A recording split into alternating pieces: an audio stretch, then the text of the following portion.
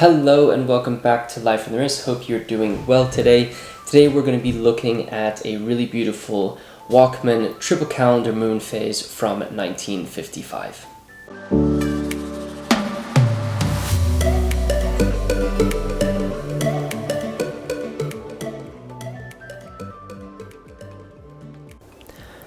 For as long as Life on the Wrist has been around, triple calendars have been a fascinating complication that have featured on our channel multiple times.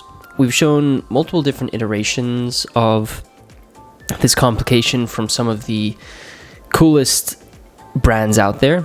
This includes some beautiful executions from Jaeger LeCoultre, who in terms of vintage watches execute this complication to perfection. With that being said, there are multiple brands out there that we have not covered, but also produced watches with this complication, and we're competing for wrist time with their potential customers with this exceptional group of complications. One of the brands that I think has created a beautiful example of this watch, and have made exceptionally collectible versions of these pieces is Wakmann.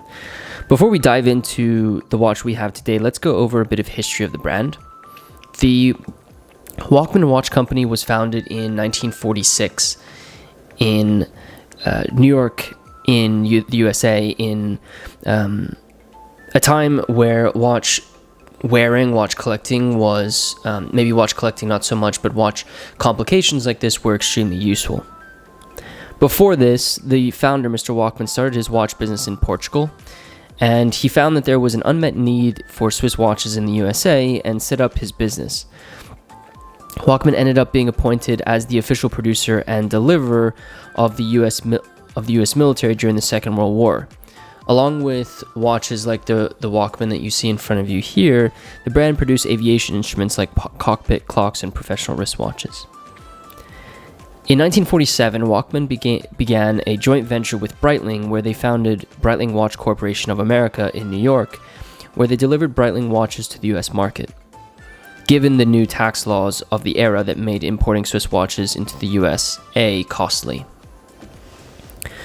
Wakmann is very well known for producing watches of exceptional quality, especially in the complication, for chronograph complications. Additionally, they're known for great triple calendar chronograph watches, including pieces powered by the very sought-after movement, the Valjoux 72. What is less common to see is a triple calendar watch, and a triple calendar watch on its own from Wakmann without a complication, the chronograph complication on it.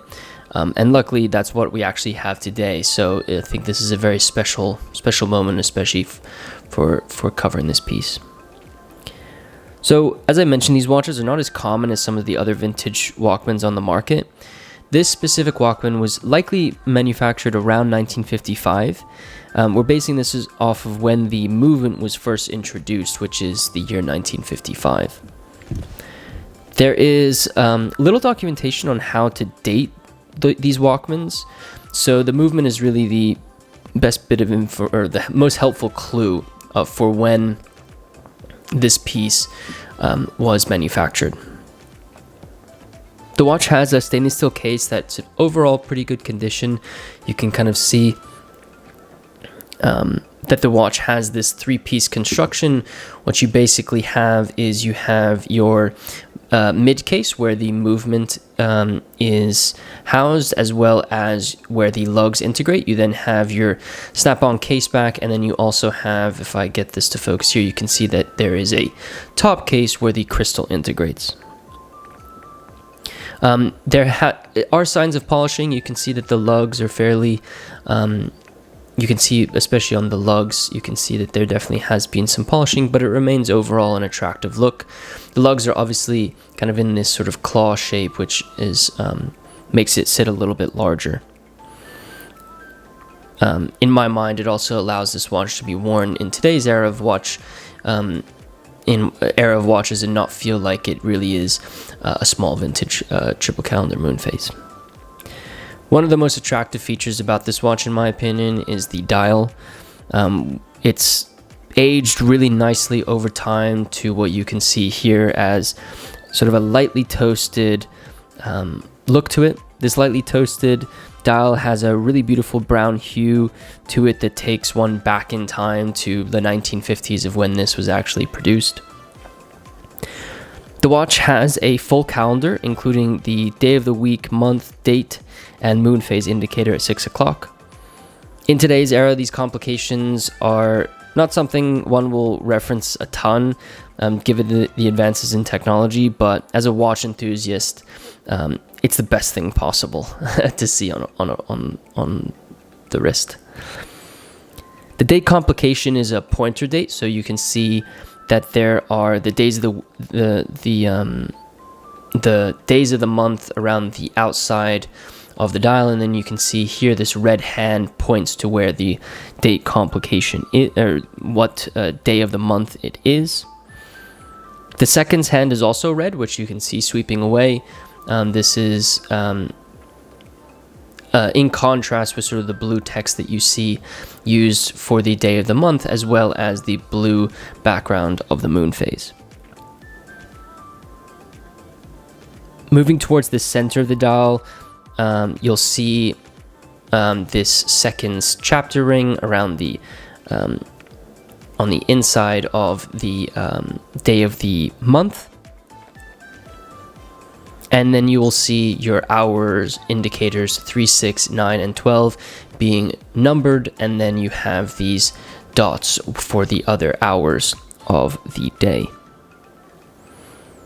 The month and day of the week have apertures just below 6 o'clock, so you can see this is indicating Friday, November for those two complications. And then last but not least, there's a moon phase aperture at 6 o'clock, with a golden smiling moon and stars painted on a dark blue sky background.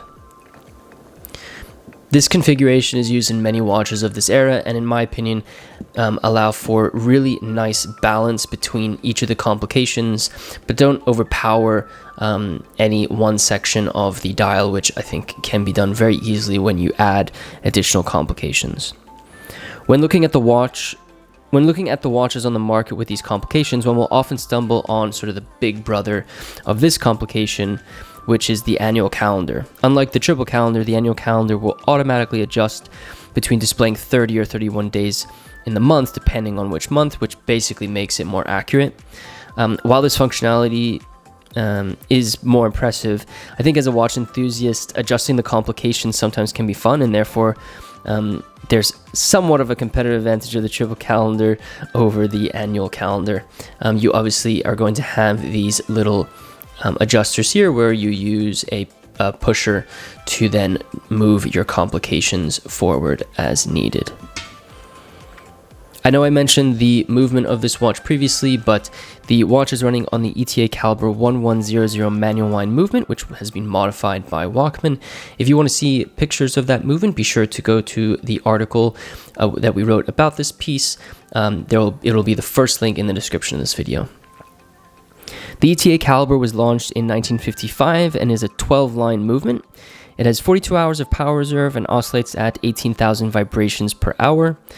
This movement was used by many brands during this time period, and one will often find triple calendar moonphase watches from this era with names you might not have heard of, but obviously Wakmann also utilized this movement in this triple calendar moonphase. If you look at the markings of this watch, on the case back, you'll see here stainless steel, which indicates the case metal of this piece. If you open up the watch and look at the inside case back, you'll see Wakmann Watch Co. Swiss, as well as what appears to be the serial number and watch reference number, which is 0151. This reference number unfortunately did not lead to much research online about this watch, although the triple calendar chronographs definitely are most common vintage pieces out there. If you want to see the inside case back of this piece again, be sure to check out our article where you can see that information. In my mind, at 35 millimeters, this watch fits like many vintage watches from the 50s, but I think with those fairly large extended lugs that sort of look like claws on the wrist. I think overall you end up with a much larger, more pronounced watch that fits bigger on the wrist than sort of your traditional 35 millimeters. What truly is most enjoyable about this beautiful watch is the dial. I think the proportions and balance of the dial and where the complications are located are really what make it so easy to fall in love with this watch. You have these sort of romantic complications that might not be useful now, but in today's era of technology, but I think lend themselves to a very classic looking watch that one can enjoy so much. And I think if you add some of the aging that one sees throughout the dial with these complications, you end up with a great combination and a vintage watch that anyone would enjoy. I hope you enjoyed taking a look at this incredibly beautiful Wakmann triple calendar Moonphase from 1955 in stainless steel. I think this complication is probably one of my most favorite complications out there. It just is, in my mind, it's such a romantic complication. It's not something that you'll probably use every single day. You're probably not going to reference the Moonphase that you have on your watch. You're probably not going to reference what day of the week it is here. You're going to get that from another source. But having all of these complications in a watch like this is, I think as a collector, it means that you have just something a little bit more interesting on the wrist than, you know, maybe your average piece. And if you are looking for something a little bit more classic, especially as we go into the winter months where maybe you're wearing sweaters like I am today, or you're kind of pulling out the watches that have leather straps, it's a great place to be. Or a great complication to have on the wrist, and you'll always be happy looking down on it, in my mind. I really found it interesting researching these because Wakmann is truly known for their triple calendar chronographs, but finding non-chronograph triple calendars from the brand is actually quite difficult based on my research. So it makes it, this watch somewhat uncommon and really cool to see.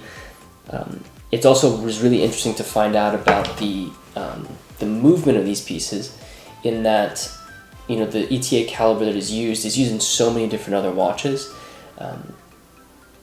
Watch brands that maybe you'd never heard of use this ETA movement, or used this ETA movement in their watches, and it's you can find some really great bargains for a great complication, and something that I think you would end up enjoying. If you want to see more about this piece, be sure to go to the first link in the description of this video. It'll be a link to lifeonthewrist.com, where we did an article about this specific piece, and if you want to read more about it and also see some more pictures of this watch, especially of the movement and the case back, you can definitely reference that article. It'll be the first link in the description of this video.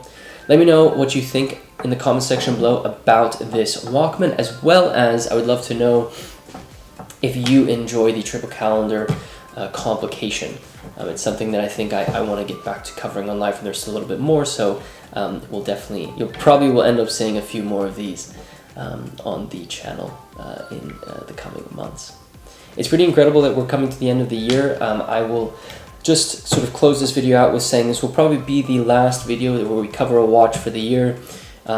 We might do a quick year in review video at the end of this year. But thank you so much for all of your support, and I hope you enjoyed the variety of watches you were able to see on the channel. We really were broad this year, and I think that's quite exciting. And I think many of you have appreciated that sort of breadth that we've been able to cover on the channel. We'll see what ends up happening next year. I think we have certain goals that we have, but we'll discuss that in another video at another time. If you wouldn't mind subscribing to the channel if you are new here, and sharing this video with a friend who might be interested in watches, that'd be great. And if you are feeling generous and wouldn't mind rating this liking this video, I just recorded a podcast, I apologize. If you wouldn't mind liking this video, it really does help the channel out and helps us grow and get more people interested in the topics that we are discussing on the channel. With that said, guys, thank you so much for watching this video, and until next time.